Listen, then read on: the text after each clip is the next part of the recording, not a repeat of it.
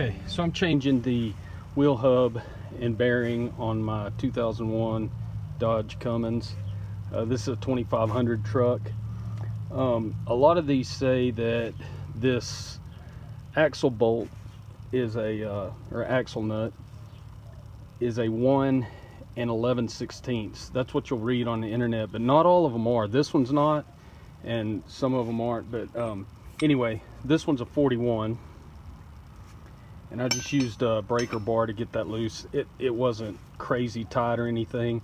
I went ahead and took my tire off, took the wheel off, and then broke that loose to make sure it was going to come loose fairly easy.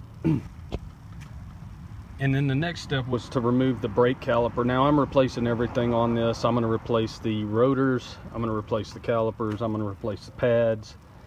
So that's where I'm at right now. What I have done is taken the caliper off, and it sits right up in here like this.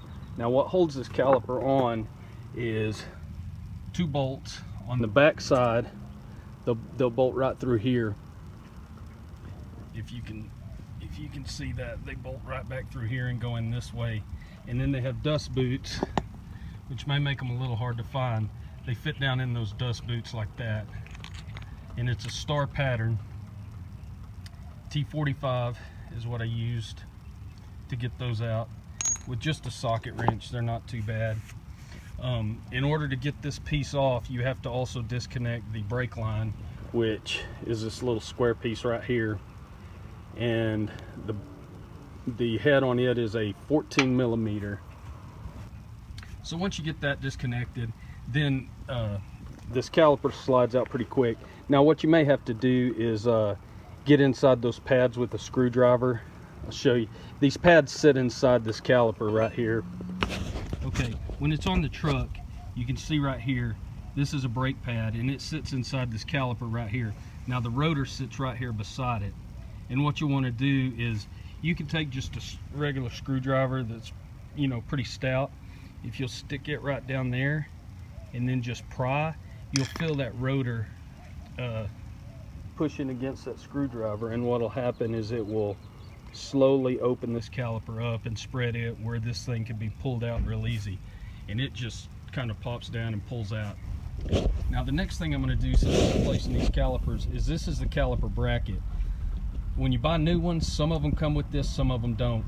I like the original best, so I'm going to put the calipers on that don't come with the bracket. Now to get these off, you just come right back around here, and there's a bolt right here, and there's a bolt up the top, and those are 18 millimeter, I believe, and they shouldn't be too bad to get out, but I'm going to try it right now.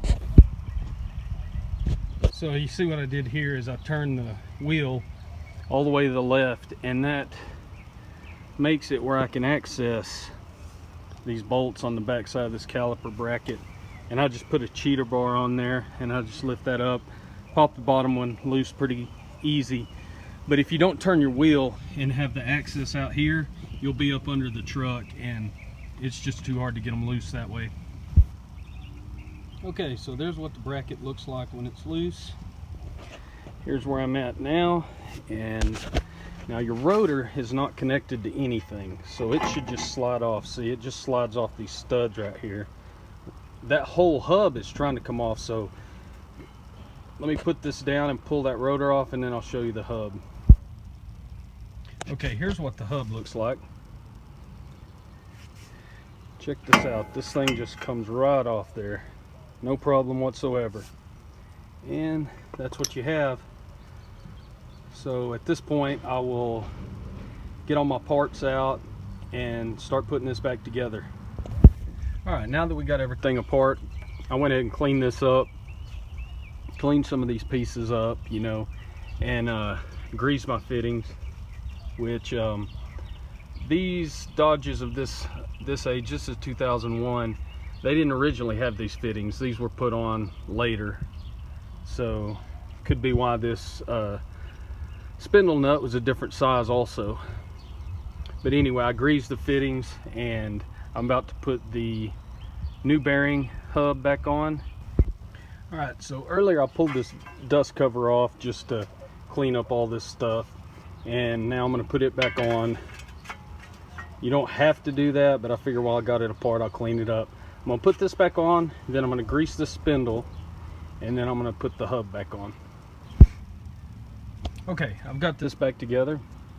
I just slid the spindle back on. It went on, the hub went on just as easy as it came off, so no problem there.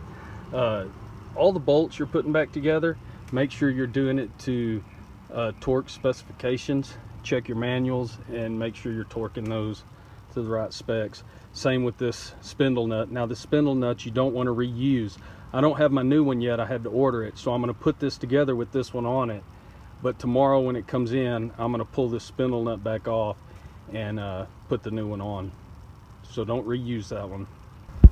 Okay, so here's the new rotor on, and you just line the holes up with the studs and it slides right on there. Pretty easy. So just slide that on there. If you need to hold it tight, if it keeps slipping off, just put your lug nuts on a couple of these and that'll keep it tight. And then the next thing is to put the bracket back on and then put the caliper in. So I hate it when they do this. For the calipers, they've changed the pattern from a star to a hex. I'm going to put the star bolt back in because you buy a set of tools, you know, to work on your truck, and then they change it and you've got to buy another set. So I'm just going to go ahead and switch this back to the star pattern here. Okay, so I've got my caliper bracket back on here. 2 bolts here. Make sure you torque them correctly with the manual. I'm not going to go over the torque specs, but make sure you torque those according to the manual. Now you can tell I put 2 lug nuts on here to hold this brake rotor in place. So now I'm going to get the new brake pads. I'm going to put them in here on each side, and then we'll put the caliper on after that. All right, pads are in. They're pretty easy to put in. They just slide right on there like that. If you need a little wiggle room on the back side, you can loosen these lug nuts a little, and then you can maneuver this rotor to where you can get this back one to snap in. But most of the time I don't even have to do that. I can just put them on like that. Now you want to get them squeezed pretty close to the rotor so that when you put your caliper on now, it'll fit in there good. All right, caliper is very easy to put in. You just put the bottom first, get these 2 tabs behind this piece here. You just set it in there and then push it forward and it'll snap right in there. Now then, you just got to get your star pattern bolts or hex pattern, whichever ones you're going to use, and go in from the back in 2 spots. Tighten those to torque specs, and then we'll hook this line right here up to the new caliper, and that'll have it put back together pretty much. We'll have to put the wheel back on, and we'll have to bleed the brakes. Okay, if you can see right here, I've pulled this dust cover back over the head of that bolt. Now you'll see, gosh, I don't know if you can see that or not. It's kind of hard to see on this camera, but right here there's a groove on the head of this bolt. You pull this rubber dust cover back into that groove, and that's what I did up there at the top. You can see it right there. Okay, so it's all back together, and I'm going to put the wheel back on, and then I will, if I need to, I will bleed the air out of these brakes with this bleeder valve here. All you've got to do is back it off just a little bit, pump your brakes until a solid stream comes out of here, then close it back up. Now you want to make sure when you start off driving that you back up, hit your brakes, make sure they're stopping. Don't get going very fast. Go forward, stop. Make sure all that's working real good, because you don't want your pedal going all the way to the floor. If it's going all the way to the floor, it's still got air in it, and you're going to need to bleed it. That's one of the most important things, because you don't want to mess up and not have brakes. So make sure before you go anywhere that those brakes are working properly.